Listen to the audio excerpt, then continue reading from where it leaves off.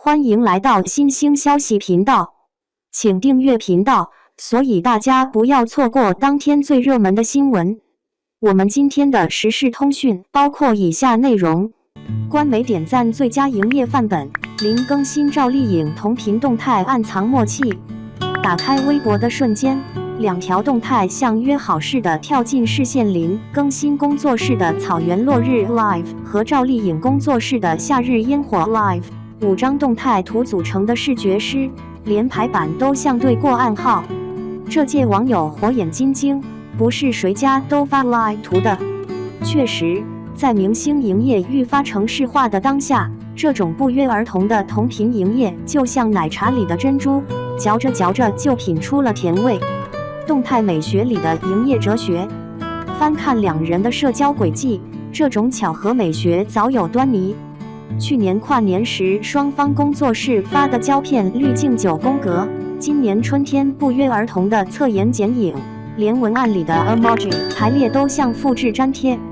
资深站姐统计过，85花中采用 live 图营业的仅占23%，而像这样持续保持视觉语言默契的更是独一份。但更妙的是动态背后的生活态。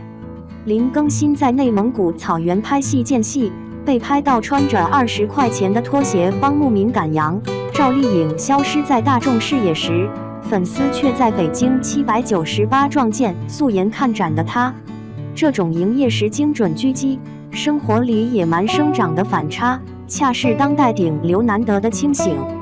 快慢之间的演员修行。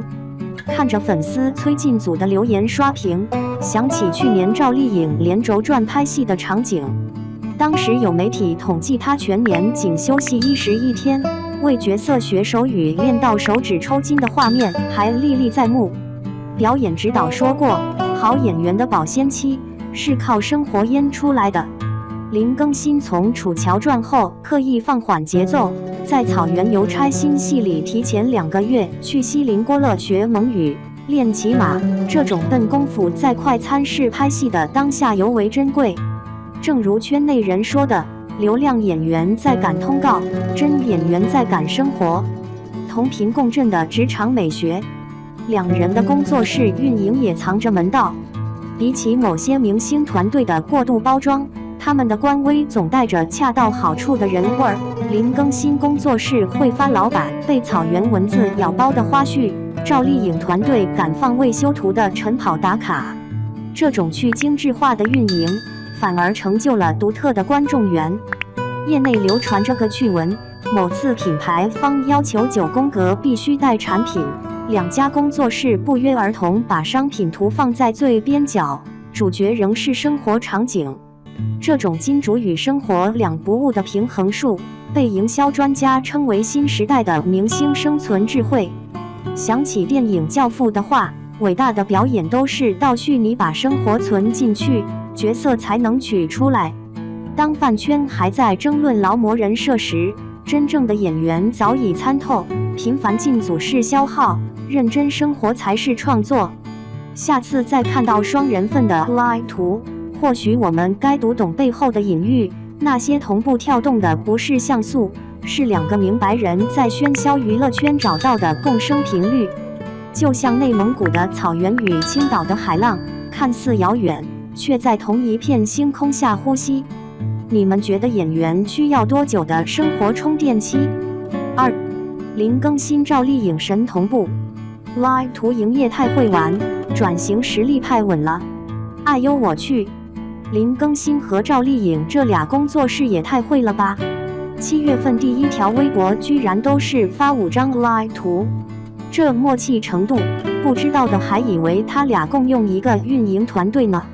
现在明星营业都这么卷了吗？说到 live 图，这玩意儿可不是谁家都爱发的，毕竟拍起来麻烦死了，光线角度一个不对就得重来，哪有精修图省事啊？但人家就是愿意花这个功夫，你说气人不气人？林狗最近可忙坏了，在内蒙古拍新电影《马腾你别走》，从青岛转场到内蒙古，这跨度够大的啊！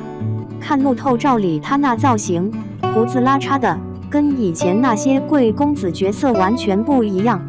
这是要转型演接地气的小人物了。赵丽颖这边倒是安静得很，粉丝天天在超话里催姐姐什么时候进组啊？要我说，你们急啥？演员又不是机器人，总得让人喘口气吧。去年拍第20条的时候，她为了演聋哑人学手语就学了1个月，这种认真劲儿不比赶着进组拍烂片强。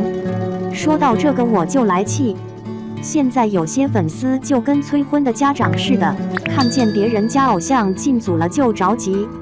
拜托，好演员都需要生活沉淀的好吗？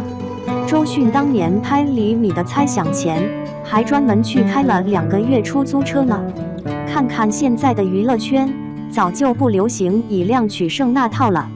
孙俪1年就拍1部戏，但部部都是精品。胡歌拍完《琅琊榜》跑去留学，回来照样是顶流。这说明啥？